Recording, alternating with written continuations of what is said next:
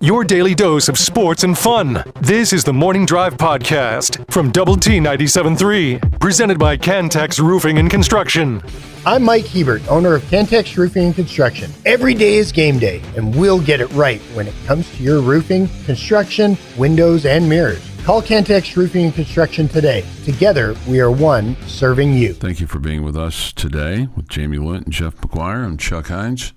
We'll have Astro baseball for you tonight at 5:10 from Detroit as the first place Astros, who lead Seattle by a game and a half. First pitch at 5:40, our coverage at 5:10. The Rangers will try to make some noise this week against Kansas City and Cleveland. Up first, the Royals and the Rangers tonight at 6. We'll have it for you from Kansas City at 6:40 tonight here on Double T 97.3. It's an important series for the Astros. I mean, they're still in striking distance of kind of leapfrogging the Tigers.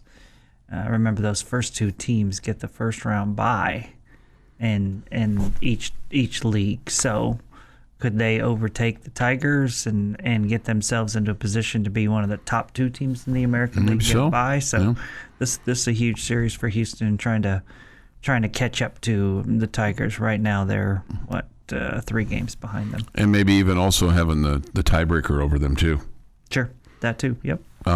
So because right now Seattle has the tiebreaker with the Rangers, and the Astros still trying to fend off the Mariners too. Right, no doubt, no question. They're just a game and a half back. I mean, Houston's only 3.5 back from leading the whole American League. So yeah, it's been up and down for a lot of different teams. It feels like, except really Toronto. And they had sellouts all 3 of their games this weekend, which they should, right? I mean, when you're leading the East and you've got an exciting young ball club and you look like you could make a deep run in the playoffs, you want to have fan involvement and things like that. And they had 42,000. That was one of the concerns yesterday for the Rangers, is that you let them back in the game and you get the fans back in the game, and then next thing you know. You make it a close game, and the color starts to get a little tight because of just what's transpired over the last couple of weekends for the Rangers. George Springer had a home run late to make it an 8-4 game, and then when they get the 2 runs in the 9th, and it was kind of a deep breath exhale, because no matter what, you can't hit a 6-run home run. Okay. And that's really kind of where the Rangers were coming from at that point. Hey, what did you make of the penalty that Michigan received for the sign-stealing fiasco with Connor Stalions, their former assistant? And then I think from what I've read, it escalated. The penalties escalated because of his refusal to really participate in the investigation, and Jim Harbaugh, the head coach at the time, his difficultness to deal with during the investigation. Michigan gets fined. They avoid the vacating of victories. They avoid losing the national championship, which wasn't under the NCAA's purview. It's under the college football playoff purview. And their coach gets an additional suspension of a game, Sharon Moore, and then other coaches get some show cause.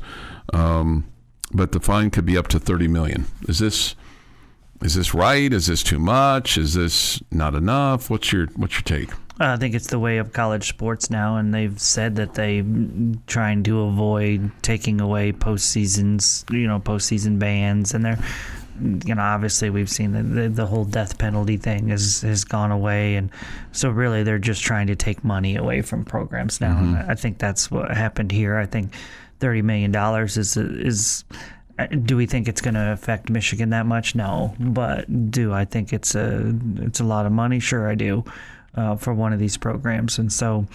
I think they, in today's way of punishing teams in programs, I think it's a hard hit. In the old school way of things, when you say, hey, you're going to lose this many scholarships and you're not going to play in the postseason for 3 or 4 years, and that's going to keep recruits from going there, yeah, that would have been a more harsh penalty, but they don't do that anymore. Yeah.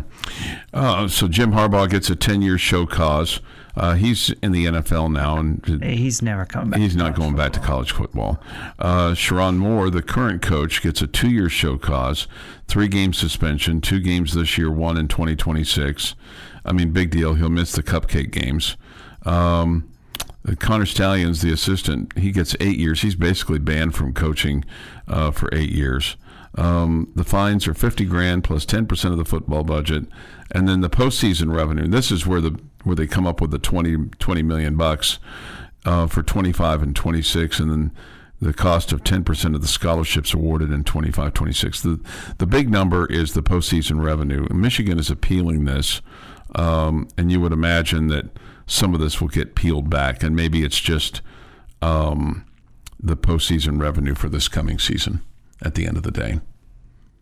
But at any rate, and you wonder, because you hear these things that no matter what you say, they couldn't find any proof that Harbaugh or others knew what Connor Stallions was doing. Now, it's hard to believe that Harbaugh didn't know, because generally speaking, the head football coach knows or is privy to know virtually everything that goes on with this football program. And it doesn't matter if he doesn't. I mean, if it's underneath you, you can think better of him as a human being, but if your program, if the people that you have hired and the people that you rely on are doing things illegally, that falls back on you. It does. Yep, it does. You're exactly right. One of the things that Stallions did to avoid the further investigation was he threw his cell phone in a pond, which ruined it, and so it kept him from getting information off of it. See, and stuff like that. I mean, he should just be banned for life. You can't be in college football. Yeah. And do you want him in high school football? Because I think I don't think the college folks can do anything about that. No, they can't. That's somebody else's the decision. Individual schools, if they want to employ somebody like that. Some school will hire him. Don't worry.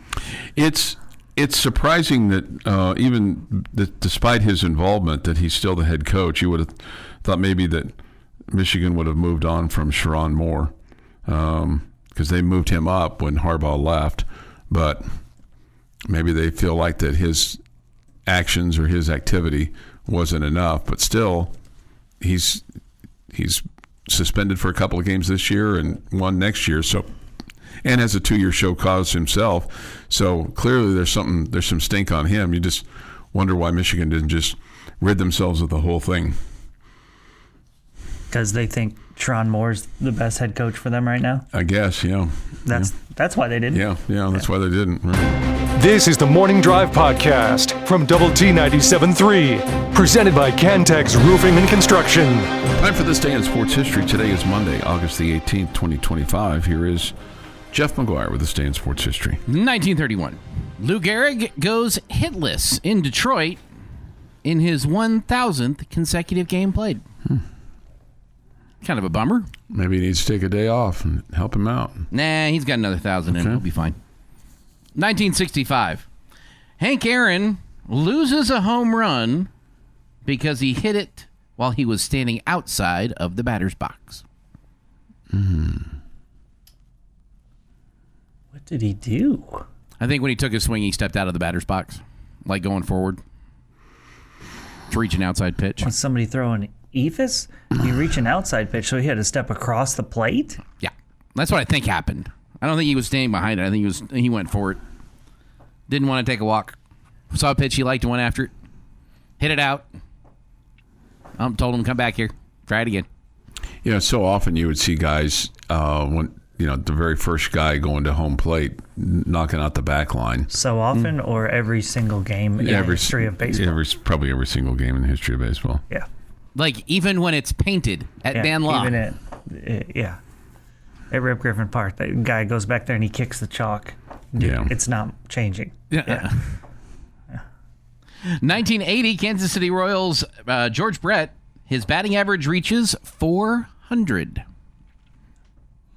Yeah. My guess with Hank Aaron is that he was too far back in the box or too far forward, not across the plate. Okay. Yeah. Because for him to have to be called for that, he would have had to step his leg across home plate. Because you could still reach over there, out, but he would have had to step across, which seems unlikely. I think he was too far back. That would be my guess. Total guess.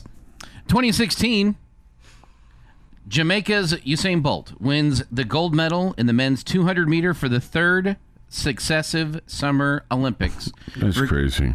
Recording a time of 19.78 in Rio de Janeiro. And in 2022, powered by a pair of assists from preseason All Big 12 selection Macy Blackburn, Texas Tech kicked off the 2022 campaign with a 2-0 win over Troy. So today is a good day to root for the Red Raider soccer team. Is it every day a good day? Well, yeah. Yeah, no, that's a good point.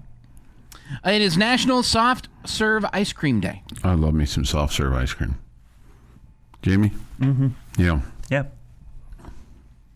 Happy birthday, Andy Sandberg, who's 47.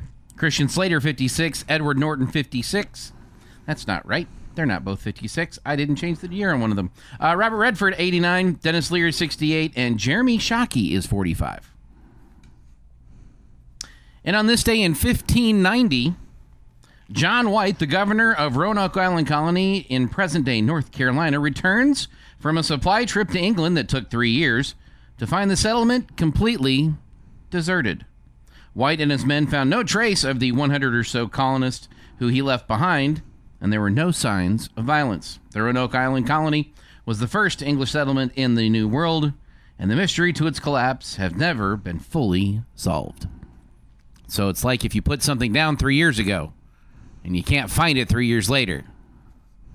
It's a giant mystery. Maybe you shouldn't wait 3 years to go back. But the whole British and Spanish War got in the way. But that's this day in sports history. This day in sports history. Okay, so just looking back at this, I have not seen the video, but apparently the pitcher for the St. Louis Cardinals, a pitcher by the name of Curtis Simmons, was known for his herky-jerky delivery, according to Hank Aaron. Said it used to drive me crazy in his floating change of pace. And so he decided to come up on him. He floated a slow but high changeup, and then he used his walk-up approach. The ball went 450 feet and went on the top of Sportsman's Park there at the Pavilion. The catcher for the St. Louis Cardinals that day was Bob Uecker. So that's kind of funny. Apparently, Bob Uecker was having a fit, and the home plate umpire agreed with him that Hank Aaron's entire left foot was outside of the batter's box when he hit the crushing home run. So he threw him an Evis pitch, and he came forward.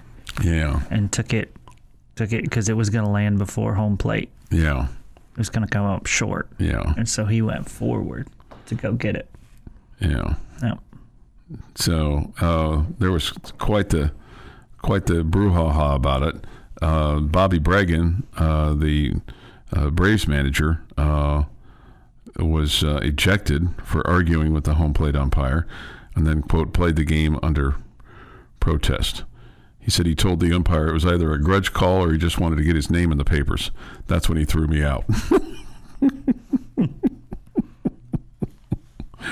The umpire said to the United Press International reporter, his protest was strictly on judgment. His only argument was about grudge, and that is stupid. I didn't hesitate in making the call. The Braves would eventually win, as Don Dillard's 2-out pinch hit home run with one on in the top of the ninth gave the Braves the deciding runs in the 5-3 win. The Cardinals argued that Dillard's home run didn't clear the wall and therefore shouldn't be counted. So St. Louis went 1 for 2 in arguing calls that day. So how about that? There you go. Somebody says, wasn't Hank a lefty? No, he was right-handed. He was a right-handed hitter. There you go. So that's a couple things there from this day in sports history. And our 651. good friend Chris Need chimes in. Yeah. The only way for him to be out of the box is to have your foot completely out of the box. If any part of your foot is touching the line, you are in the box. All the people that complain about players whose toe is over the line in the box are incorrect. You can have up to the hair on the skinny chin on the line, and you are still in the box. Isn't it interesting in something like that, when your foot is on the line, you're considered in bounds.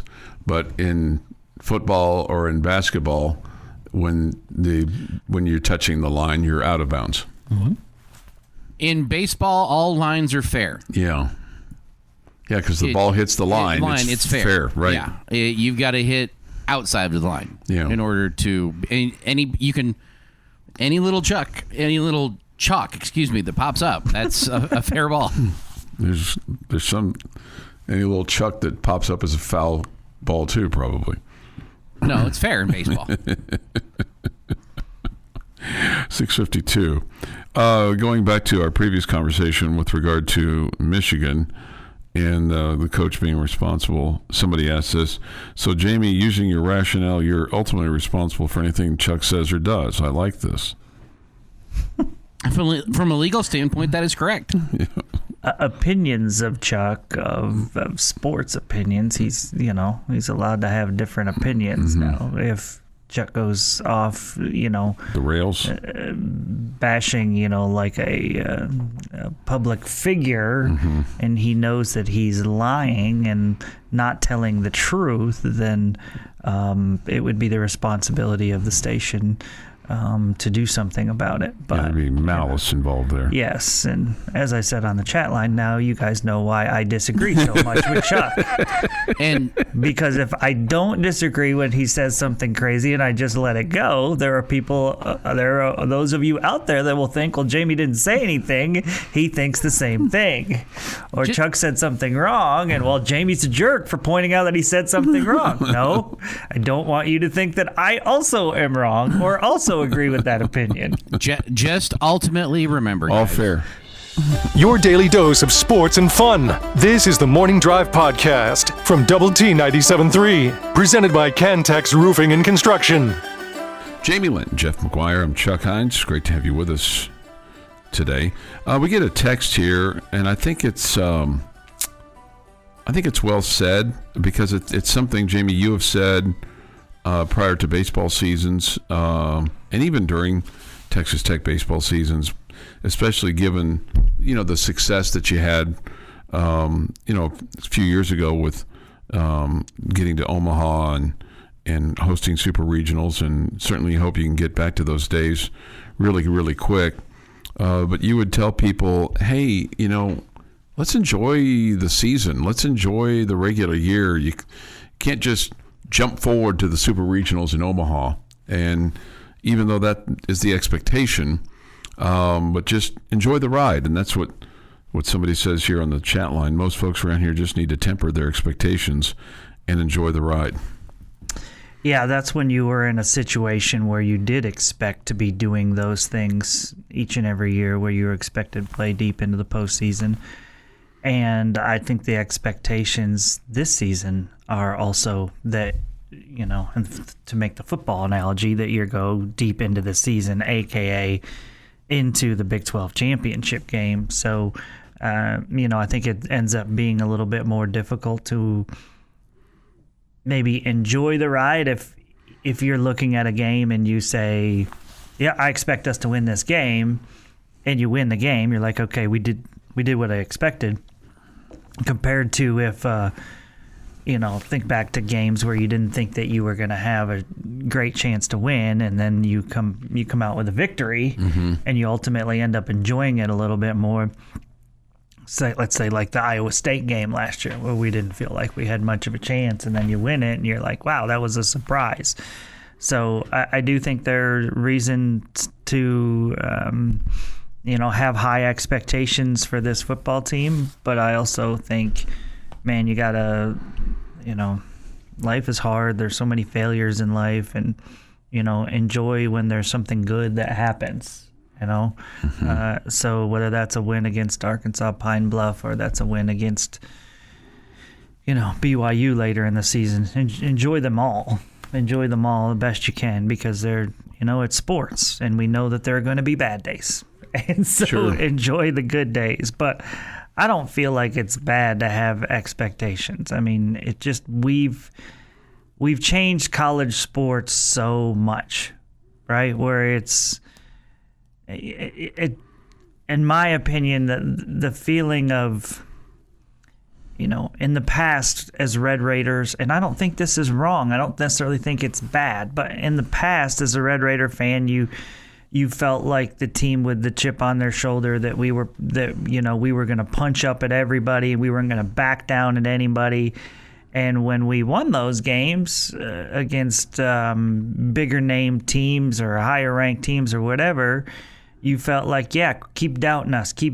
We're, and we've got this chip on our shoulder, and we're going to work harder than everybody else. And now you're not the little team punching up. Mm-hmm. Okay, you're not. I mean, when it comes to the finances spent on football, you're the biggest team in this conference. Right? You're not the only one that's spending a bunch of money, but you're the big bad boy. So it's just a little bit of a different feeling, and I'm not saying it's bad. I mean, it's good that you're the program that has the resources to use it and to make your team better, because we've forever dealt with schools that had more than us. Sure, and we wish to be that, yeah, and you program. are that, and you are that now. Mm-hmm. You are that now. But with that comes different expectations and different feelings. It's not.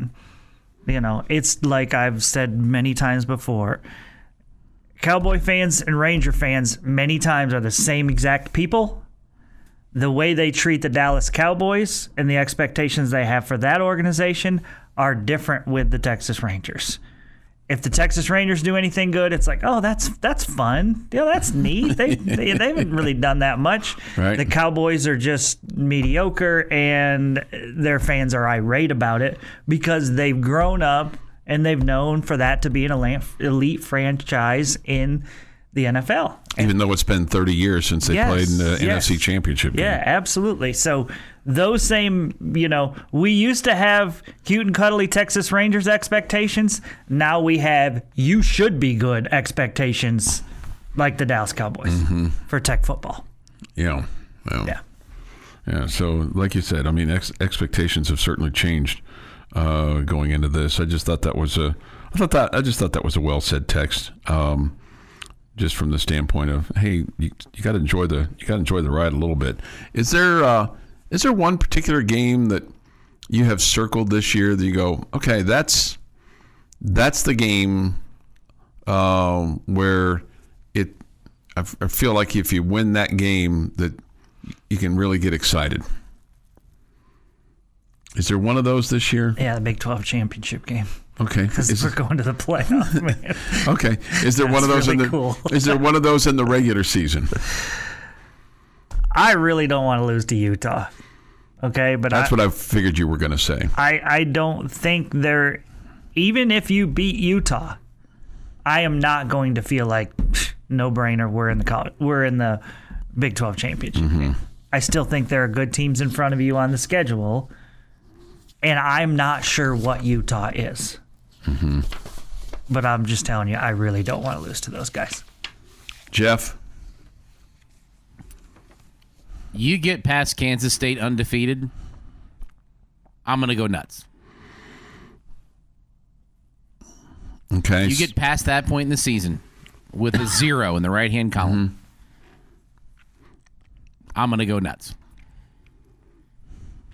I think a lot of people would be joining you. I think you'd have a crowded I might bus. be late to the party even, but that's when my moniker is. And I know your next game is tough too. Yeah, the home game against BYU. But you beat Kansas State on the road. Let's do this. What if you? But you're saying if you're undefeated at that point, right? Yeah. Right. But so that would put you at what?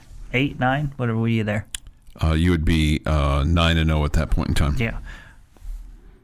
Yeah, the 9-0, you have to feel like you got a really good chance. Yes, absolutely, yeah. Especially with what you have finishing up. But what if you had lost 2 games before then?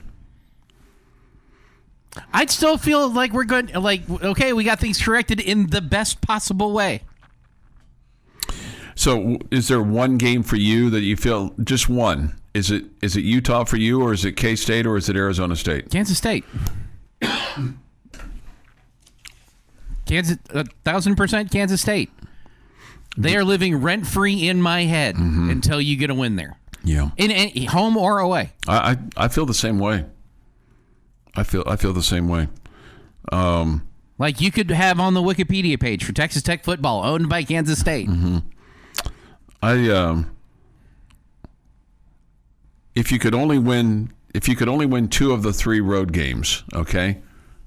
With those 2, excuse me, if you could win 3 of the 4 road games, I was counting Houston automatically, and I really shouldn't do that. Nah, you're fine. Okay, so of the 3 big ones, Utah, Arizona State, and K-State, you could win 2 of those 3. Which 2 do you want? Arizona State, Kansas State. Jamie? Utah and Arizona State. Yeah. Feels like that Arizona State might be your chief competition in terms of getting into a Big 12 championship game, and then maybe K-State and then Utah, but certainly all 3. I think if you ask me 2 of 3, I'm going to say at Utah and at Kansas State, because I'd sure like to get that first Big 12 game, out of the way with a victory. And that gives you momentum kind of moving forward.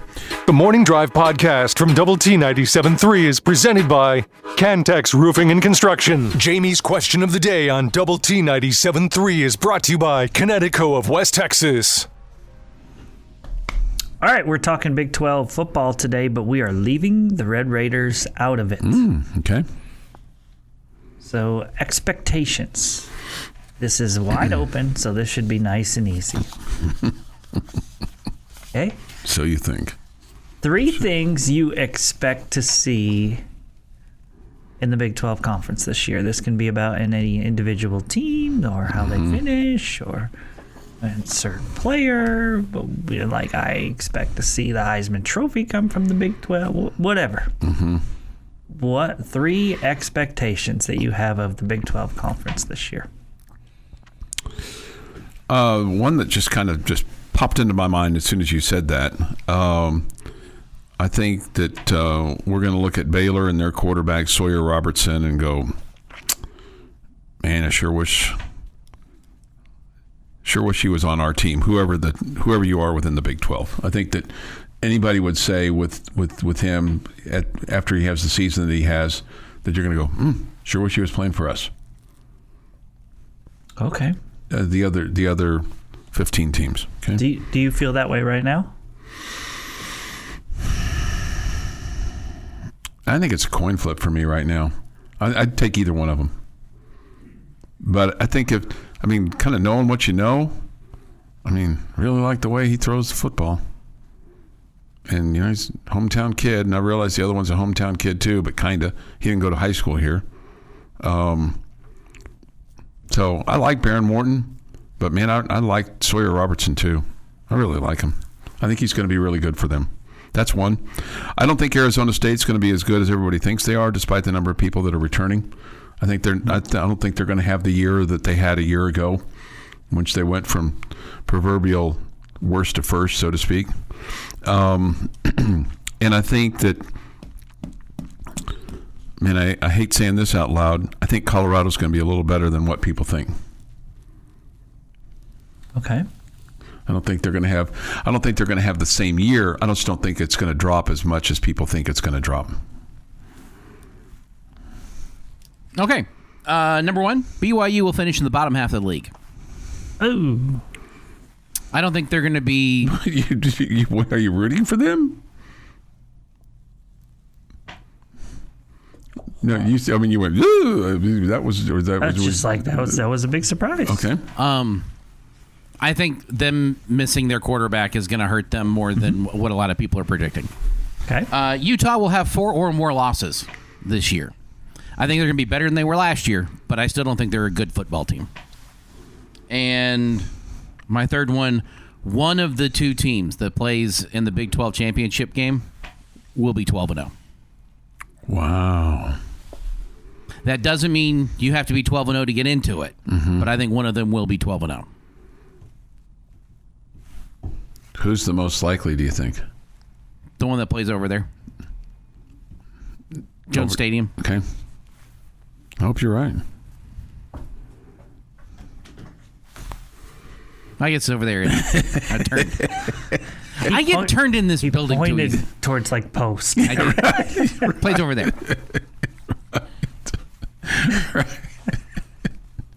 Well, they didn't see that.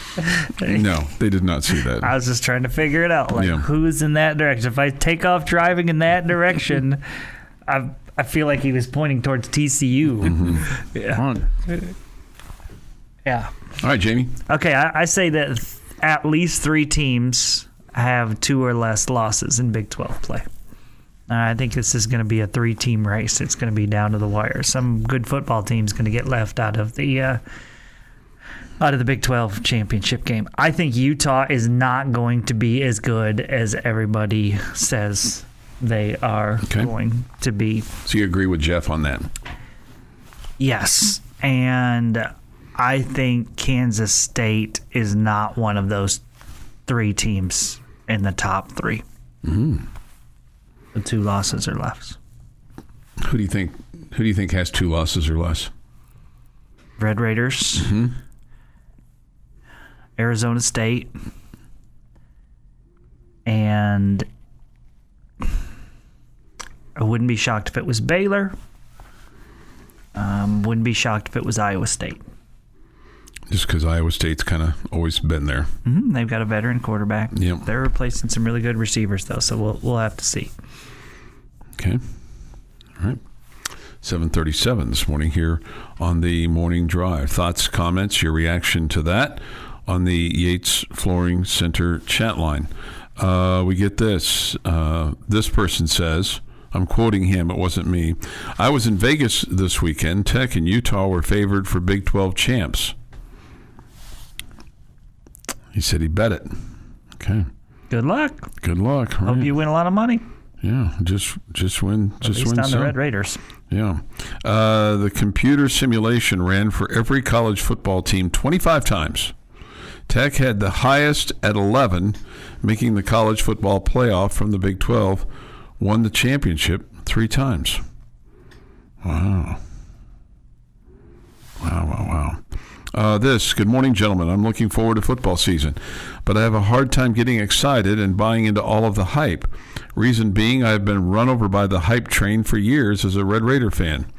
I'll touch base with you in November and let you know my excitement level at that point. Have a great day. Wreckham, DPI. Okay, DPI. My counter to that would be, what's your interest level? Because if you're you're keeping cautious because you've been hurt before, like every Red Raider fan has been, but you're like, I am going to be at every game. I'm cheering for the team every week. We're going to be, and I'm hoping for wins, but I'm not expecting wins yet. I think that's approved. I totally get that. Not wanting to get scared, not wanting to get trampled again, but ready for you to be part of the fun when it happens. I just want to point out one thing that he said there in the text that Chuck probably read it accurately, but it really didn't say. It looked like it was a correction. It did not say Wreckham. It said Wreckham. Wreckham. And I think that's a good idea as well. I did that for lunch yesterday. Oh, nice. Or dinner, actually. Well, I just was trying to kind of help him No, out I there. think I think you nailed it, Chuck. Yeah. I thought that was pretty very smart of you. Autocorrect can not Yeah. get some things It's correct. not always our friend. Wreckham. Yes. Brian says we have to break the K-State streak. Yes, I think we all agree with that. Derek says... Technically, we do not. We do not have to. This is the Morning Drive Podcast from Double T 97.3, presented by Cantex Roofing and Construction. Hour 3 of 3. It's gone by quickly. I hope the rest of the day goes as well as the first 2 hours have gone today. I'll call that a good day. Yeah, I call that a really good day. I I have reasonably high expectations for today. So we'll see if I can follow through with those expectations. Well, there's blue on. Is that a blue shirt? Yeah, I got a little pinstripe. He's got a blue shirt got on. A little blue, yeah. got a little blue. Of course. So why are we just at reasonably high expectations and not extremely high expectations? Of the 72,000 things that I've said on this show over the last almost 15 years, that's one I regret. That wasn't even on this show. That's right. It was on Tech Talk. It was on Tech Talk. Oh, it was on Tech Talk. Well, this station. You were bragging to the Tech Talk boys about your blue shirt. I love it so much because it was just, I mean, you get them for all of us, right? We all have these moments where we just kind of like, whether it be like a lapse in judgment, you mean? No, whether it just be us joking or whatever. Sometimes you just say things and it really like shows who we really are. Do you think this shows who I really am? And I think that was a little bit entertaining. A little bit entertaining. To find out the way Chuck really thinks. You know, that's awesome. It's funny. I wore a blue shirt to church yesterday, and my wife's like, "Oh, you got a blue shirt on? Oh, you got a blue shirt on." Well, if you're looking to get anybody on your side, you know, the big man upstairs, you know, that's probably the guy. Yeah. Right. I can use all the help that I need, right? Sure. I can use all the help that I need. I can get. With regard to my chain gang comment right before the end of hour number 2 there. So the Cowboys chain gang apparently is getting to go to Brazil. And I thought that was pretty cool. And the comment that I made, Babe Laufenberg said to Brad Sham that they measure in meters there is why they don't have 10-yard chains there. So the Cowboys have to provide the 10-yard chains for the Brazilians. Okay. It was kind of a joke. Yeah. So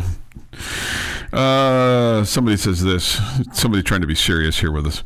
The chain gang is there primarily so players can see what they need for a first down. As a backup, probably 2, but during one of the preseason games, someone with the league was talking about the change and how they need to keep physical change for the players on the field to see where line to gain is. Okay. The only reason I've tuned into Cowboy games this preseason is to see and root for Josh Kelly. Okay. More interest in tonight's game than the Cowboys game. Cliff Kingsbury versus Taj Brooks. Okay. Be interesting to see how much time Taj gets to play tonight. I think he's going to make that team, Jamie. Yeah, I would guess so. I think he's going to be their backup running back. Yeah, I think you're right. And it's a little more than just making the team. Yeah, he's played his way into a really good situation, right? So hopefully it all turns out for him really, really well. And we'll see. And the Bengals, I mean, they're in a window where they're feeling like that they're going to make some noise. I mean, because of their quarterback and Joe Burrow, and he's already been to a Super Bowl once, so they feel they have grand expectations.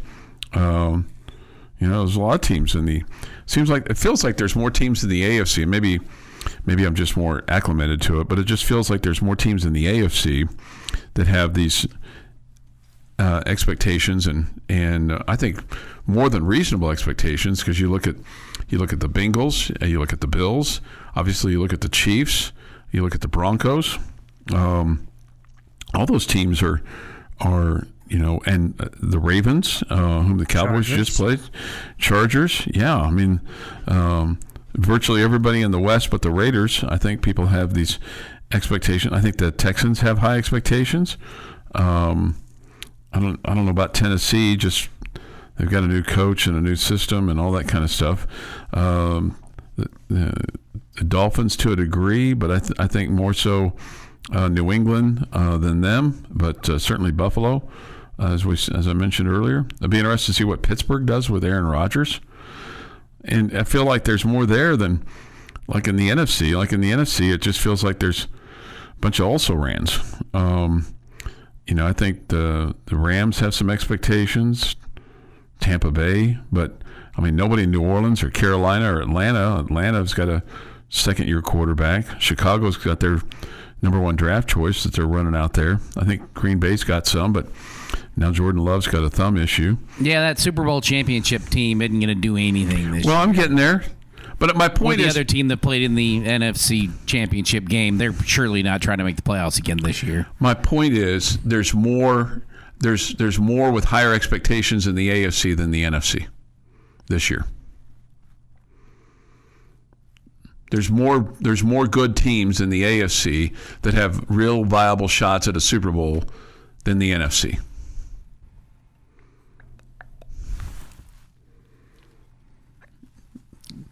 Define viable. Okay. No, because here's the catch. I could see Buffalo. Look, I could see Cleveland. I could see Buffalo. I could see Baltimore. Do I you could think see the Pittsburgh Steelers are beating the Kansas City Chiefs? No, I'm just saying to you. I think Buffalo, Cincinnati, Baltimore, Kansas City all have high expectations of making it to a Super Bowl. Sure, and I would put that at the end of the list for the teams that I think that could beat the Chiefs. And I think Denver's in there too. I don't. I don't think Denver can beat the Chiefs. I'm just telling you this. There's more teams in the AFC that have a real chance of making the Super Bowl than the NFC. In the NFC, it's Philadelphia and everybody else. Maybe Washington. With as open as the NFC is, I think there's more teams that have a chance to make it to the Super Bowl. I still think the best chances for the team to win the Super Bowl are in the AFC. Do you have a thought on this, Mr. Lent? I just assume the Chiefs are going to be in the Super Bowl, so I feel like there's only one team in the AFC that has a chance to be in the Super Bowl. Oh, man. I feel like there's if I'm sitting here looking at teams, I'm just saying that I feel the Chiefs have a stranglehold on that, but obviously the Eagles were the better team than the Chiefs last year. Mm-hmm. I look at the AFC and say, okay, these teams would not shock me if they were in the Super Bowl. Buffalo, Baltimore, Pittsburgh, Kansas City, the Chargers. I don't know how many that is. In the NFC, Philadelphia, Washington, Detroit, Minnesota, Green Bay, Tampa Bay. That's about as deep as I would go. It seems to me that's about the same, right? I don't know what they were. Now, you can argue back and forth on this team, that team, whatever. I feel like there's 5 or 6 in each conference that have a shot. So I don't know that it's dramatically different either way. There are definitely some good teams in both conferences, no question. This has been the Morning Drive Podcast, presented by Cantex Roofing and Construction. Check out our library of Double T 97.3 podcasts at doublet973.com.